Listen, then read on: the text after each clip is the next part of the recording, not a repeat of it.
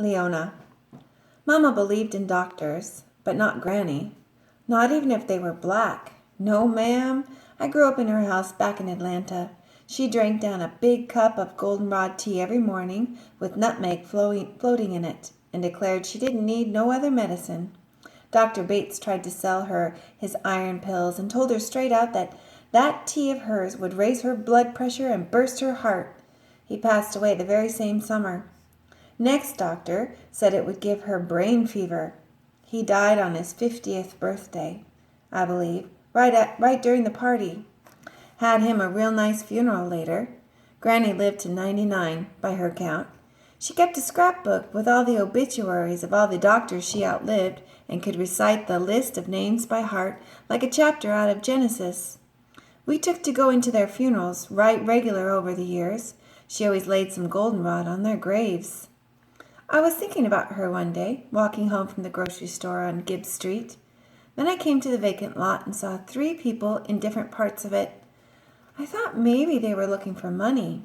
Turned out they had shovels, not metal detectors. When I saw they had little gardens growing, I said to myself, I believe I'll plant me a patch of goldenrod right here. There was a man standing and watching from the sidewalk, and a girl looking down out of a window. There were probably lots of folks who'd want to grow something just like me. Then I studied all the trash on the ground. Don't know why anyone called that lot vacant. The garbage was piled as high as your waist, some of it from the neighborhood and some of it dropped off by outside people. The ones who don't want to pay at the dump or got dangerous chemicals or think we're such slobs down here we don't mind another load of junk. But we can't get City Hall to pick up our trash, but we got it delivered just fine. The smell's enough to curl up a crocodile's nose, especially in the summer. The gardeners had made some trails through it, but I knew precious few would join 'em until that mess was hauled away. Looking at it, I knew this wasn't a job for no wheelbarrow. This was a job for the telephone. I marched on home. I've got 2 kids in a high school that has got more guns than books, so I know all about complaining to officials and such about things that need changing. Next morning was Monday. At 9 o'clock I drank me a tall glass of water. I knew I'd be having to say the same thing to 15 or 20 government folks. I put Miles on the CD player and stretched out on the bed. Might as well be comfortable when you're on hold. Then I opened the phone book and started in dialing.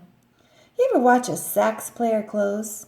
They push down a key and way at the other end of the instrument something moves. That's what I was looking for. The key that would make that trash disappear. I tried the city of Cleveland, then Cuyahoga County, then the state of Ohio, and finally the U.S. government. 6.5 hours later, I found out the lot was owned by the city. But the people running Cleveland don't usually come down here unless they take a wrong turn on the freeway. You can't measure the distance between my block and City Hall in miles. Just the same, I kept working on it the next day. That Citizens Information Center told me to call the Public Health Department. They sent me to someone else.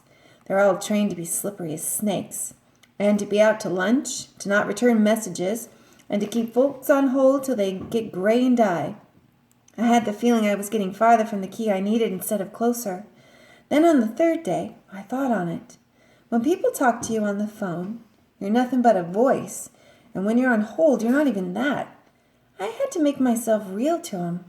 That morning, I took a bus downtown and walked into the Public Health Department. Told all about the trash all over again to this dolled-up receptionist. Let her see me up close and personal and hear me loud and clear.